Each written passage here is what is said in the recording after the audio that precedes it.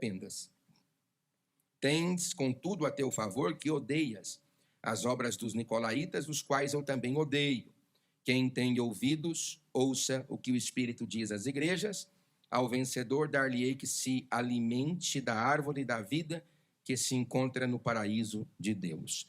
Podeis assentar, dando glória a Jesus. Meus irmãos queridos, nós temos aqui, nesse texto, eu trouxe aqui, na terça-feira passada, alguns elementos introdutórios, principalmente com base na história do povo judeu, bem como da Igreja de Jesus Cristo, e dos problemas enfrentados nesse período com o Império Romano.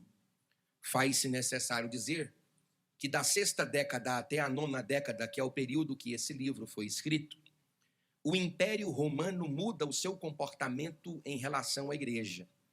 O comportamento dos romanos em relação à Igreja, salvo engano, muda no dia 17 de julho de 54, quando o imperador profano Nero decide atear fogo na cidade de Roma. 10 dos 14 bairros são diluídos e destruídos pelo fogo. 10 deles eram densamente povoados por judeus e cristãos, dando a Nero o álibi que ele desejava para fazer com que cristãos fossem mortos no Coliseu Romano, bem como nas perseguições que surgiram a partir daí. Uma das maiores perseguições romanas contra o cristianismo no primeiro século da era cristã foi liderada pelo imperador, que é o homem que governa o Império Romano nesse período. Domiciano manda prender o apóstolo João, na expectativa de que a última voz apostólica pudesse ser silenciada. Todos vocês sabem que os demais discípulos do Senhor sobreviveram até a 6ª década do primeiro século da era cristã. João está sobrevivendo à 9ª década do primeiro século da era cristã. E durante, provavelmente, o regime de Nerva, um governador que impera por pelo menos 2 anos, ele é liberto. Esse é o período que ele tem a visão do Apocalipse. E a visão do Apocalipse tem um registro histórico do livro, que é acompanhado nos capítulos 1, 2 e 3, no máximo até a metade do 4º capítulo, que é João informando de forma comportamental como devem ser as atitudes, os ditames, as formas que essas igrejas devem agir, quais são os pontos positivos e os pontos negativos. Você tem pelo menos 7 igrejas na Ásia Menor e Ásia Meridional: a igreja de Éfeso, Esmirna, Pérgamo, Tiatira, Sardes, Filadélfia e Laodiceia. Cada uma das igrejas recebe caracteristicamente uma palavra relativa ao comportamento de si mesmo. Aquilo que Deus fala através de João para Éfeso não fala para Laodiceia. Aquilo que Deus fala para Esmirna não fala para Pérgamo, porque a palavra de Deus, ela cumpre a característica de atender o problema daquela igreja. Todas as igrejas, com exceção de Laodiceia, existem alguns pontos que são positivos. A igreja de Éfeso tem pontos positivos, eu quero trabalhar aqui com os irmãos o final deles, a partir do versículo de número 2. Versículo 3, nós temos alguns pontos positivos. O primeiro ponto positivo é que esta igreja é uma igreja que trabalha. Você pode perceber que Jesus fala para a igreja o seguinte: conheço as tuas obras. Então, ela é uma igreja que trabalha.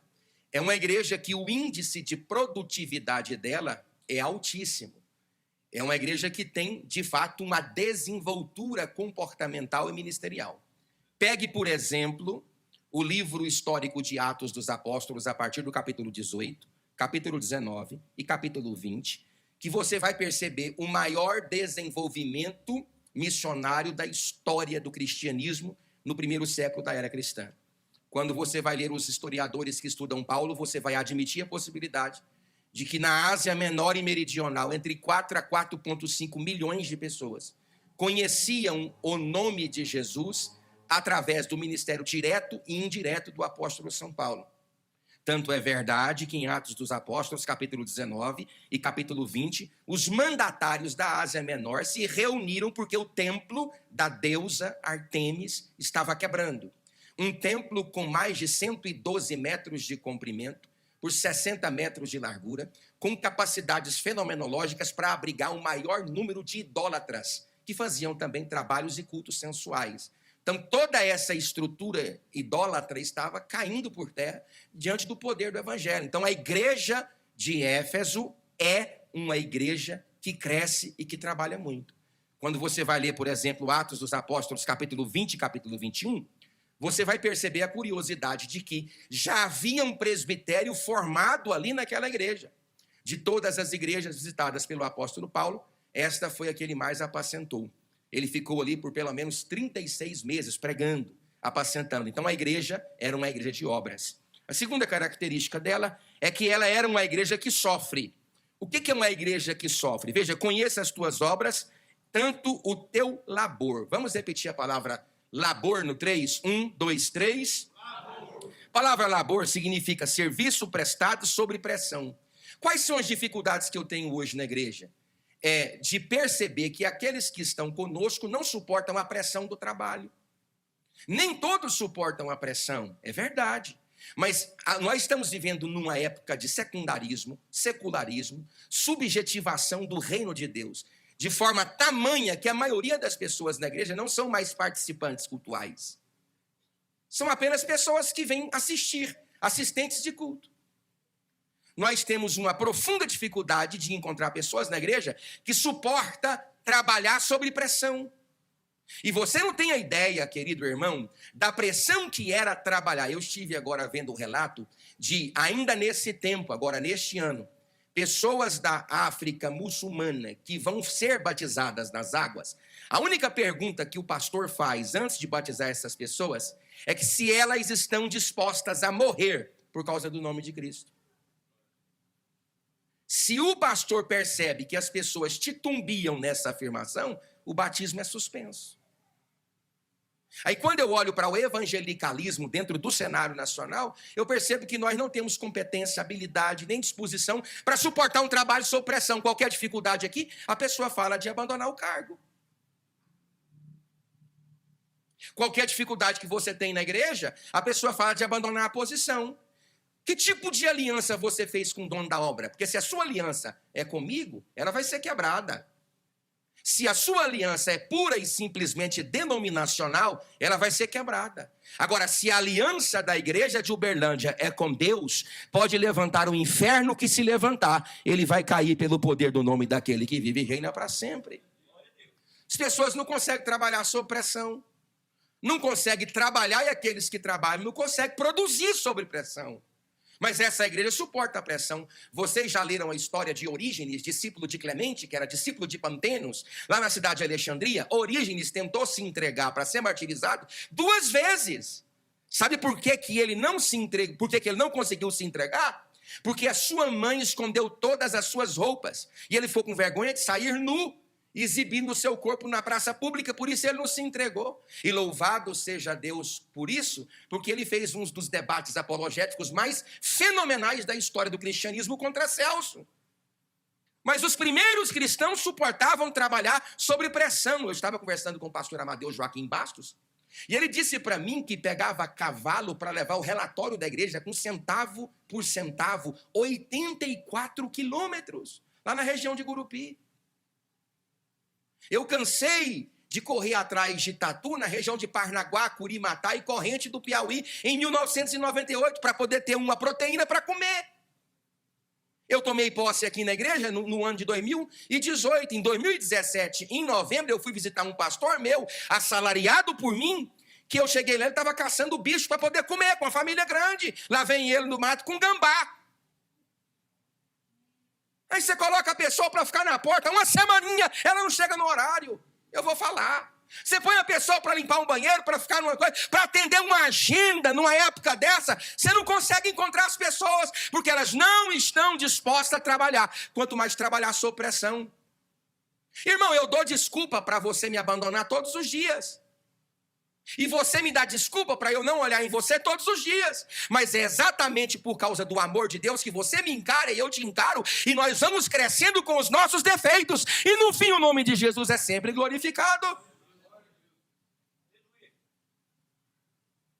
Terceira característica, uma igreja que resiste com perseverança. Olha, e tens perseverança. Eu vou para o latim, na versão de Jerônimo, do 4º século da era cristã, pedido de Teodósio I.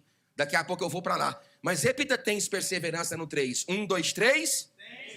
Essa palavra é vinda de um radical latino que significa perseverare, que é um sufixo per, que significa continuar firmes, com severo, que significa austero, rigoroso, doentio, ou seja, suportar a estadia no momento deste. Quem é que está passando esse momento aqui? Qual de nós estamos passando este momento aqui de ter que suportar uma demanda contraditória, hein? Suportar uma dificuldade existencial para servir a Deus? Então a gente vê um evangelho muito grande. Irmãos, eu estou vendo cada bizarrice gospel na internet que eu tenho vergonha. Vergonha de ver aonde que a igreja está indo. Sabe por isso que o Dr. A.W. Tozer disse no século XX o seguinte: está cada vez mais difícil conduzir o rebanho a um lugar onde a única atração é Deus. É assentar para ouvir a palavra, para meditar na palavra, para ler a palavra, para entender o que é essa palavra perseverança. Jesus elogia uma igreja chamada Éfeso. Então ele deve me elogiar exemplo do que ele fez com Éfeso. O que ele elogia? Perseverar. O que significa per? Através de, passar por. Aí você tem severos, austério. Momento severo, momento crítico. A pessoa suporta passando dentro. É a igreja de Éfeso. Está difícil? Está difícil com Cristo quando ele está no barco, e se você sair dele? Irmãos, eu fui para o mundo com 16 anos de idade. 16 anos de idade. Eu fui para o campo missionário com 16 anos de idade. Eu vi coisas abismais. Eu passei por provas, queridos. O pastor já colocou eu para esperar ele 5 horas da manhã na porta da casa dele, e ele abriu 10 para as 9. O irmão está aí até agora? Sim, senhor, pastor. O irmão chegou 5 horas da manhã? Sim, senhor, pastor. Pode entrar, está aprovado. Se eu falo, irmão, espera o pastor aí 5 minutos, a pessoa espera 1.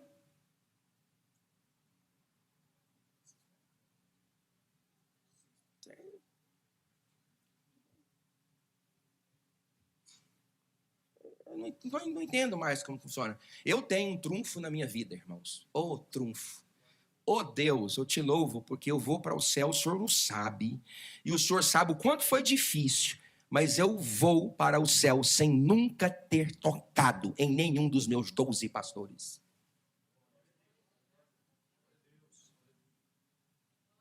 Repita, esta igreja é uma igreja que persevera em tempos rigorosos.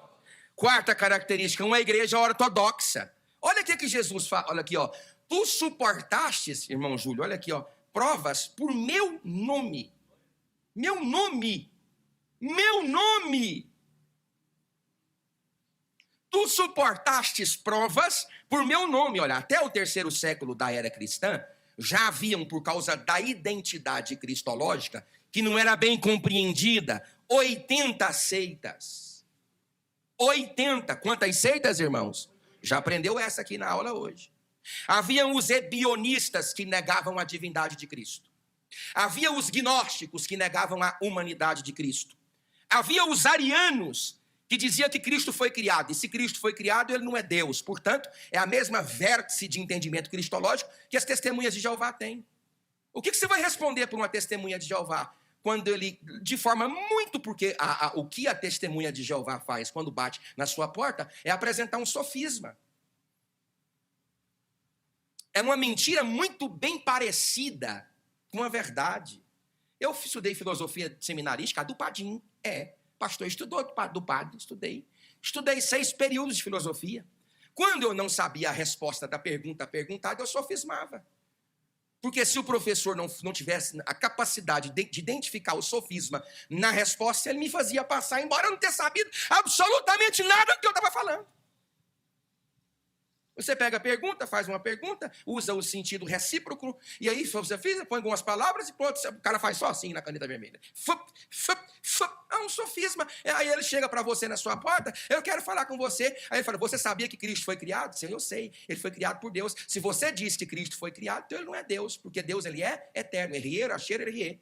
Deus no passado é, no presente é e no futuro Deus é. Deus é fora do tempo. O tempo foi construído para abrigar o mundo, o universo, que trabalha em Cronos. Deus trabalha em Kairos. Cronos é a morada da terra. Kairos é o regime de tempo de Deus. Deus atua no tempo, fora dele e ninguém entende. E não dá para entender. Todas as vezes que a sua capacidade de entendimento for incapaz de compreender alguma coisa de Deus, creia naquilo que a Bíblia está dizendo. Os nestorianos diziam que as duas naturezas são independentes. Ou seja, tanto a natureza divina como a natureza humana, que é o que nós chamamos de natureza teantrópica, são independentes. Cristo como Deus independe de Cristo como homem. Eu e você sabemos, a partir desse resumo cristológico, que Jesus é um ser divinamente humano e humanamente divino. As duas naturezas se misturam sem se confundirem. É que o grego chama de homoousios. Eu não entendo direito, não precisa entender, creia. Creia que o meigo Jesus de Nazaré, ele é Deus, sobre Deus, de Deus, e ele está aqui nesta noite. Os eutiquianistas, de Eutico, eles diziam que a natureza humana foi absorvida pela divina. Apolinarianismo dizia que a divindade de Jesus diluiu a humanidade. Aí levantou os pais capadócios. Meu irmão, é assunto difícil isso aqui. E você está vendo o que Jesus está falando aqui para essa igreja? Vocês estão resistindo por causa do meu nome. Eles resistiram, mas não adiantou. Eu estou dizendo para vocês que grande parte desses pensamentos já começavam a perturbar. Você nunca se perguntou por que as epístolas de João com o evangelho é totalmente diferente das outras, irmãos? Porque os desafios são outros, são teológicos. Mas aí você põe um assunto desse na igreja. Tem até aquela menina do iPhone. Tem uma pregadora do iPhone. Pois é, ela, mas está transmitindo? Ela pode falar, está transmitindo?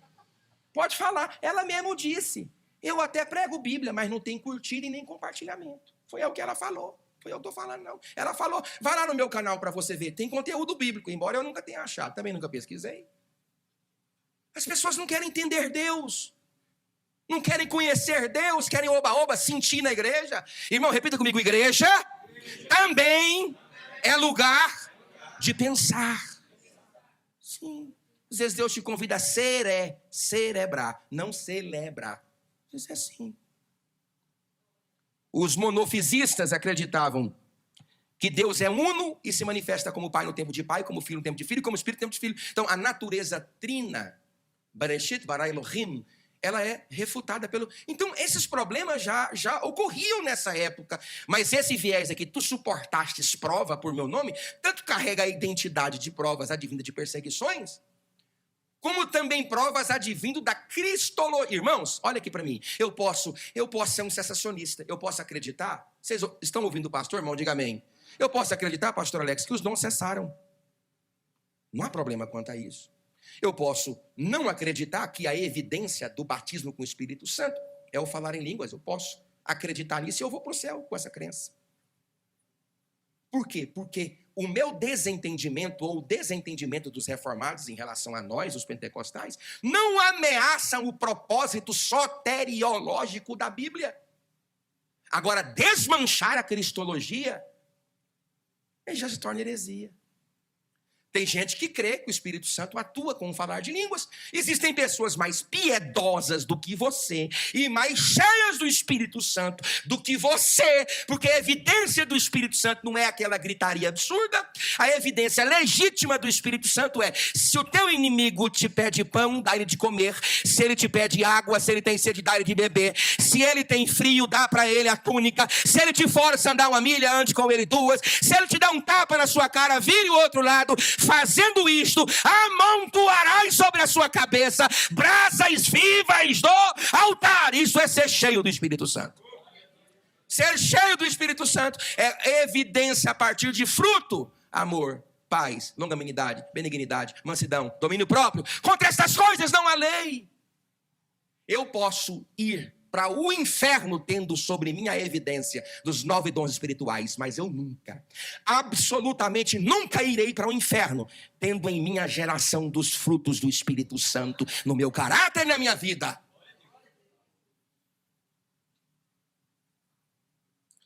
Terceiro, Quinto, uma igreja motivada. Vamos falar isso no 3? 1, 2, 3. E é interessante, pastor Luiz, meu querido irmão, pastor Efigênio, que a motivação dessa igreja é o resultado contraditório daqueles que estão nela. Porque tem gente na igreja que fala assim, tem tanto problema na igreja, eu estou me desmotivando. Aqui não. Eita, é hoje. Aqui não. Eita, agora eu estou pentecostal. Vamos aqui, no fogo. Aqui não. Os problemas que motivacionam esta igreja é a incredulidade de uns, a maldade de outros. Sabe qual que é o meu e o teu problema? Quando as trevas aparecem, você deixa a sua luz apagar. Mas quando a igreja é guiada pelo poder do Espírito Santo, quando as trevas vêm, ela acende a sua luz. E toda luz, por menor que seja, quando ela acende nas trevas, as trevas têm que ir embora. Você pode dizer glória a Deus? Olha aqui, ó. E tens perseverança e suportastes provas por causa do meu nome, e não te deixastes esmorecer. Então, uma igreja que trabalha, uma igreja que sofre, uma igreja que resiste com perseverança, uma igreja ortodoxa, uma igreja motivada. Agora eu coloquei aqui máximas psicológico-ministeriais que eu aprendo com esta igreja a partir dessa capacidade que ela tem de ser forte. De ser forte. 3 máximas. Quantas, irmãos? Repita comigo. Eu preciso aprender a poupar energia. Olha aqui, ó, lá no versículo 2, diz assim, ó, como tua perseverança, e que não pode suportar homens maus. Nós até poderíamos dizer que isso aqui é uma antítese. Se fosse um texto do lado do outro, eu chamaria de paralelismo antitético, que são regras de observação gramaticais que você encontra nos livros poéticos. Mas é uma igreja que tem, pastor Silvio, profunda perseverança para alguma coisa e pouquíssima perseverança para outras. Ela tem muita perseverança para suportar dilemas e pouca perseverança para suportar gente ruim na igreja. Tu tens perseverança para aguentar pancada, mas tu não tem perseverança para suportar gente ruim. Porque aqui diz, ó, não pode suportar homens maus. Veja, aí eu lendo isso aqui, nessa antítese paradoxal, e eu estou sendo redundante, explicitamente redundante, nessa antítese eu entendo que eu preciso aprender a gastar energia nas guerras corretas. E eu escrevi aqui, ó, eu preciso saber o que eu devo suportar. Ser seletivo nesse ponto é preponderante para gastar a energia certa no lugar certo. Ele está dizendo assim, você suporta as perseveranças, as dificuldades que vêm na ortodoxia cristã, você suporta as perseveranças que eventualmente estão vindo do Império Romano, as perseguições provocadas por judeus legalistas na igreja, mas eu percebo que para lidar com gente ruim na igreja, você não tem. Então isso aqui é nota 1000 para você. Por quê? Você tem que aprender a gastar energia no lugar certo. Já falei isso aqui para 2 ou 3 companheiros. E eu estou cada dia tentando resolver isso. Comigo mesmo. Porque, de repente, eu vou gastar a minha vida toda lutando uma guerra que não é minha. Você quer saber de quem fez isso? Quem gastou recursos governamentais para lutar uma guerra que não era dele? Saul. A Bíblia diz que Saul, se você considerar que Davi tinha 1.560.000 valentes, Josafá 1.160.000 valentes, Uzias 127 mil, chefiados por 2.600 cavaleiros de guerra, e que no tempo de Saul, a exemplo de Davi e Salomão, o exército era unificado, Saul poderia ter entre os seus militares, pelo menos 800.000 valentes. Ele selecionou desse conjunto de valentes 3.000 poderosos para perseguir durante 16 anos uma pessoa que nunca foi o seu inimigo. Gastou dinheiro do governo, gastou recursos do governo, gastou saúde emocional e psicológica para lutar uma guerra que não era dele. Essa igreja faz isso. Vocês guardam a perseverança para o lugar certo, mas para a gente que está atrapalhando e prejudicando, eu estou percebendo que vocês não suportam. Ponto positivo que eu aprendo aqui. Segundo ponto, eu aprendo a valorizar pessoas certas. Olha aqui, ó. Não puseste suportar os homens maus. Repita comigo, irmãos. Existem homens maus na igreja. Existem. Como que eu identifico a natureza de uma pessoa na igreja? No terceiro ponto. Provando essas pessoas. A gente parou de provar. Hoje a igreja cristã brasileira não prova mais as pessoas. Eu mesmo nunca provei ninguém aqui. Nunca. Estou lhes dizendo peremptoriamente, Presley Aires Camargo, nunca provei a nenhum dos senhores aqui na igreja.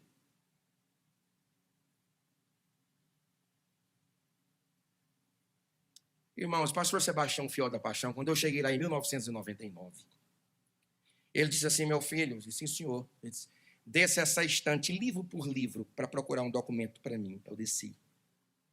Ele disse, meu filho, ele disse, achou o documento? Eu disse, não senhor. Ele disse, agora suba livro por livro organizado e limpa logo a estante e lava tudo. Eu lavei, limpei, subi. Aí ele pegou os 74 centavos, que era o preço da passagem de ônibus lá em Teresina, e mandou lá para Santa Maria da Codipe, lá para o pastor João França. Aí eu cheguei lá, ele estava rindo e chorando. Ele chorava e ria e chorava.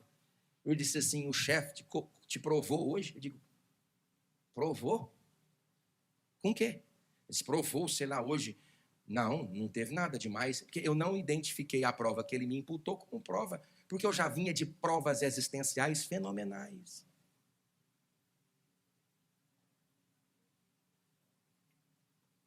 Cansei de ver gente levantar assim, ó, diácono, e repreender em reunião ministerial severa e duramente. E mandar ele sair. E aguardar o comportamento dele durante uma semana para ver se aquele diácono tinha capacidade de ser presbítero. Se ele soltasse meia palavra pela boca, ele já era rejeitado. Como que eu sei se a pessoa é boa na igreja?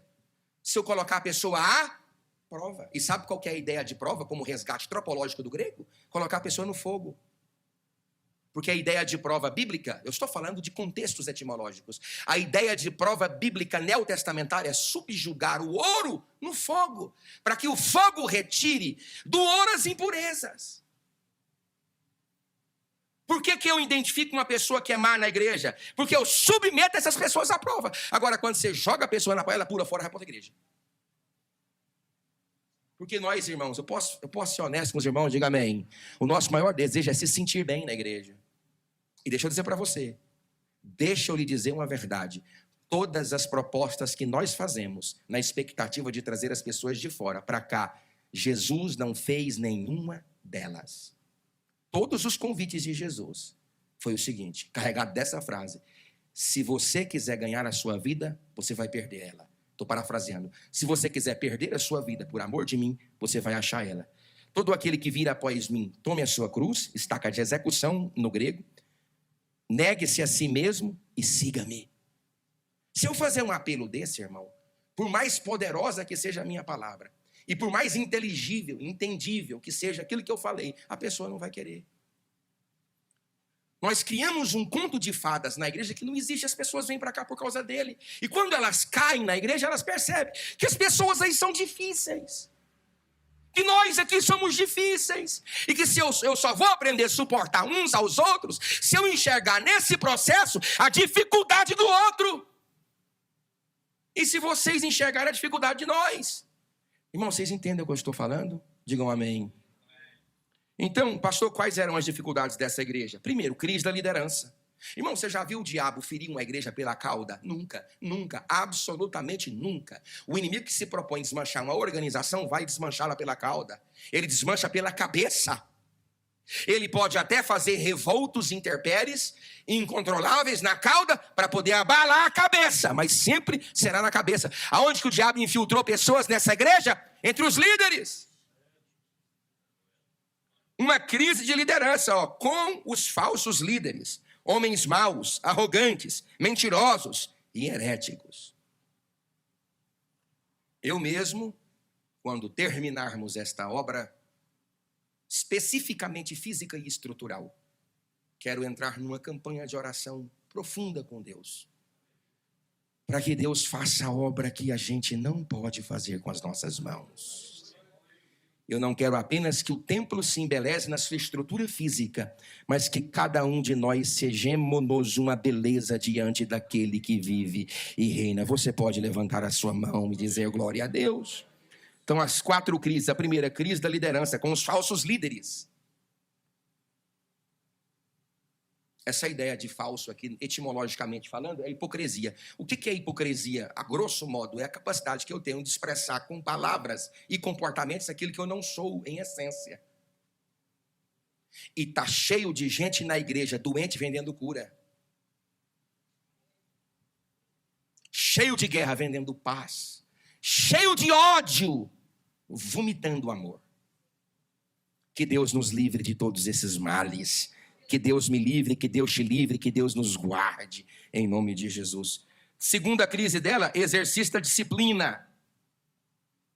Irmãos, eu não sei se você sabe, eu não sei se você estudou a igreja no século XVI. A igreja do século XVI, especificamente, porque eu não sei se vocês também estudaram, acho que alguns irmãos sim, o irmão Calvino teve dificuldades em Genebra, na primeira vez que ele foi apacentar. Na segunda vez, ele voltou mais maduro. A própria igreja que o expulsou, pediu que ele voltasse. Eu não sei se vocês sabem que Jonathan Edwards, a maior mente dos Estados Unidos da América, foi expulso por 217 votos a 13 da sua igreja. Uma das críticas que as pessoas faziam à família de Edwards é porque dos 10 filhos que a sua esposa deu à luz, 5 foi no domingo.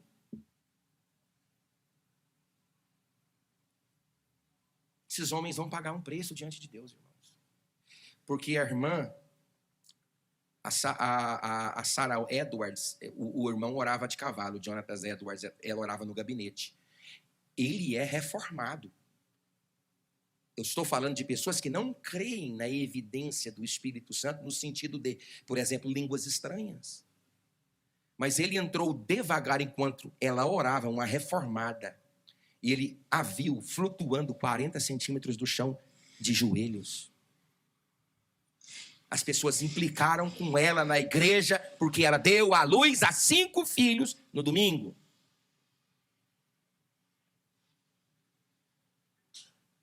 Então, quando Calvino volta para Genebra, para Calvino, uma boa exposição bíblica e uma boa liturgia eram suficientes para dirigir uma igreja. Aí ele percebeu que ele precisava de um outro ingrediente: submeter a igreja à disciplina. Sabe, irmão, virou não sei o quê. O namorado vai com a namorada lá para onde ele quer, ninguém mais fala nada. Pessoa bebe, fica até alegre, ninguém mais fala nada. Só pronto um fofoqueiro, uma endemoniação na igreja, e a gente fica aí quase que de mãos atadas, sem poder fazer nada. Mas, irmão, deixa eu dizer para você uma coisa. O dono desta obra é Deus. E se Deus resolver pegar, irmão, com a mão dele aquilo que precisa ser tomado, ninguém segura não. Deus vai entrar com providência e o nome dele há de ser glorificado. Então essa igreja, porque colocar as pessoas em disciplina é uma dificuldade. Terceira coisa, a obstinação dos que dizem ser. Irmão, você já pensou um pastor ter que lidar com hipocrisia na igreja? Olha o que João está dizendo. Vocês têm dificuldades. Eu percebo que vocês têm dificuldade, porque vocês estão lidando com pessoas que dizem ser e não são. Oh, coisa feia, irmão. Porque melhor é você saber que não sabe e você não saber mesmo. Agora, o difícil é você não saber e pensar que sabe. Quarta dificuldade dessa igreja é com a mentira. Olha aqui, ó. Os que a si mesmos se declaram apóstolos. Os que repita comigo. Os que a si mesmos. 1, 2, 3. Os que a si mesmos. Irmão, isso aqui, olha aqui, ó, essa interdependência apostólica já existia nessa época. Olha, eu vi isso aqui no Nordeste. O irmão foi orar lá, abençoando, ungindo as pessoas. Aí ele ungiu a evangelista, ele ungiu a pastor, ele ungiu a presbítero, e ele, obviamente, era um apóstolo, né? Só que aí ele olhou para o lado, não tinha ninguém para ungir ele. Ele ajoelhou e disse: eu mesmo me unjo apóstolo. Pronto, acabou. Já tinha isso aqui, olha aqui, pastor Aleca, aqui na Bíblia, quem vê, já tinha lá na igreja de Éfeso. A pessoa sai daqui da igreja, irmão, com 2, 3 meses a pessoa já é pastor. De quem? De quê?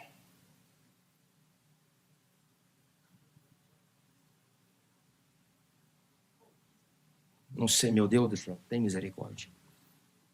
E o pior não é isso, é que o povo nosso valoriza, distribui esse tipo de conteúdo, distribui esse tipo de dá engajamento para esse tipo de coisa, dá curtida, bate palminha, faz isso, faz aquilo. Irmãos do céu, pelo amor de Deus, pega essa sua Bíblia aí. Irmão, abra a Bíblia na sua casa, leia a Bíblia na sua casa.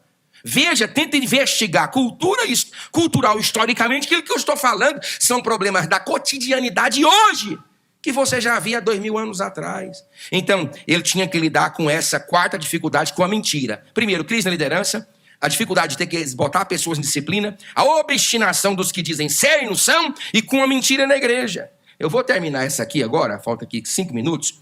Então, aqui no 4, repita comigo: problema, solução e consequência.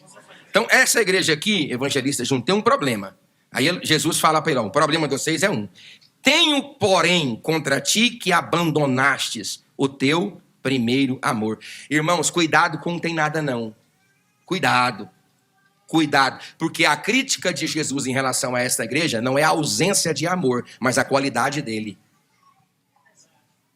É a qualidade. Quanto tempo você lia a Bíblia antes? Olha aí. Olha lá para trás. Quanto tempo? Olha lá para trás. Quanto tempo? Quanto tempo você orava antes? Quanto tempo faz que você não chora na igreja? Que você não traz um papel? Irmãos, eu anoto a pregação. Vamos supor que aqui tinha um abestalhado na igreja. Aqui não tem. Todos os nossos obreiros aqui são inteligentes. Mas eu anoto a pregação do mais simples que sobe aqui no púlpito. Porque se eu prego que quem abre a boca para falar fidedignamente essa palavra não é um homem que a igreja escuta, é a Deus, então eu preciso crer nisso. Aí levanta um aqui para falar, levanta outro aqui para falar. Eu tenho que crer que essa pessoa tem algo de Deus a falar comigo. Então eu anoto a pregação de todo mundo. A pessoa vem para a igreja, não traz um papel, não anota nada, nem grava nada, dorme o tempo todo, olha para lá, olha para cá, bebe. Irmão, se tivesse todo dia, você nunca adoecia dos rins. Tanto que a pessoa bebe água. Aí você vai, eu fico olhando ali os banheiros quando eu termino aqui, tá branquinho lá, porque quando você está desidratado é amarelinho. Mas quando tá espanchado de água, a pessoa não suporta. Irmão, eu tenho gente aqui nessa igreja. É porque eu sei que é difícil me ouvir, irmão. Eu sei. Ora, mas eu não sou bobo e eu não me engano a mim mesmo. Eu sei que é difícil me escutar, mas eu tenho gente aqui na igreja que me ama, que nunca ouviu uma pregação minha inteira. Nunca. Não é só minha, não. Eu estou falando porque eu estou pregando, mas de todos. Então tem um problema nessa igreja. Qual? Eles abandonaram o primeiro amor. As motivações não são mais as mesmas. Pensa aí quando tu namorava com a sua esposa. Eu sei que tu queria dar... Tá gravando aí? Tu queria dar um beijo, desentupir até o esôfago da sua namorada. Quais os postes da esquina da tua casa caiu tudo. De tu agora casa, que tu fique... É desse jeito que Jesus está reclamando dessa igreja. Eu quero aquele beijo apaixonado. Diga glória a Deus, igreja. Eu quero aquele abraço apertado. Eita, eu quero que vocês voltem àquele relacionamento antigo. Eu, de vez em quando, eu falo para minha mulher: vamos beijar. Eu falo, vamos beijar na boca? Eu falo, se vocês não falam, então fica sem beijar, seus abestalhados. Eu falo, vamos dar um beijo na boca?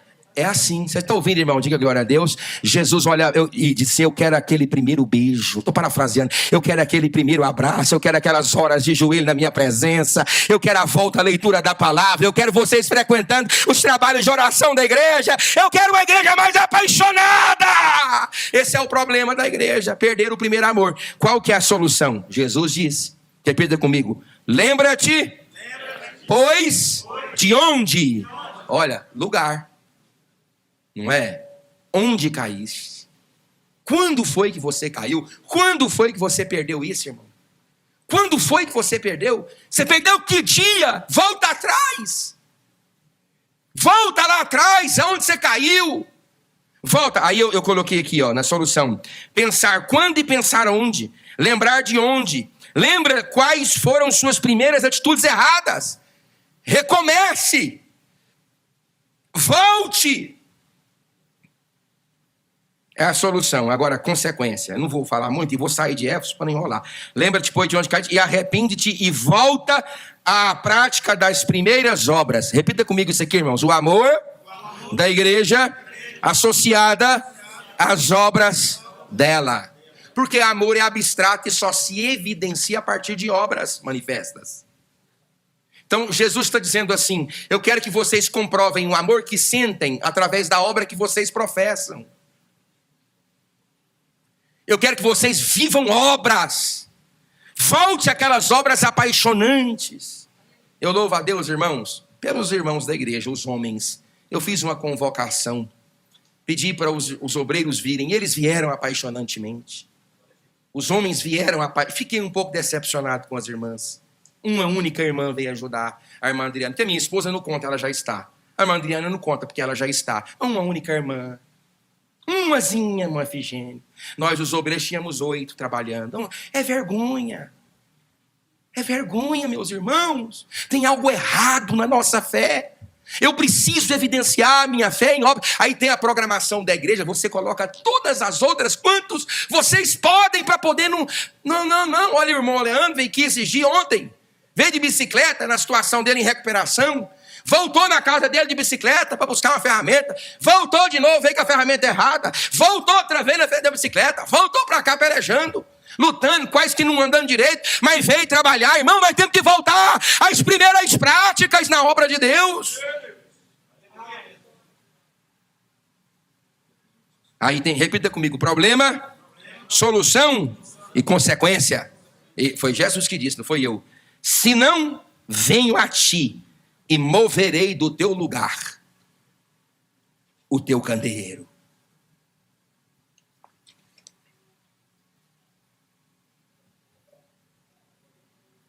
Teu brilho, tua energia, tua força, tua unção. Eu vou arrancar. Foi arrancada, viu? Entrei, teve o conselho de Éfeso, não vou entrar nisso que é teologia, mas passou pouco, foi arrancado. Porque embora Jesus ser mestre em nos orientar, nós somos mestres em desobedecer. Versículo 6. Tem contudo a teu favor que odeia as obras dos nicolaítas. Vai estudar, viu? Sobre os nicolaítas. Eu vou falar deles na outra igreja, mas vai estudar sobre sensualidade. Vai estudar. Aí você vê se não é o mesmo problema de hoje. As quais eu também odeio. Aí eu fiz 2 perguntas. Você consegue gostar daquilo que Jesus gosta? Todo mundo gosta. Irmão, escuta aqui para mim. Olha aqui para mim. Todo mundo gosta das coisas que Jesus gosta, mas nem todo mundo é capaz de odiar as coisas que Jesus odeia. Glória a Deus.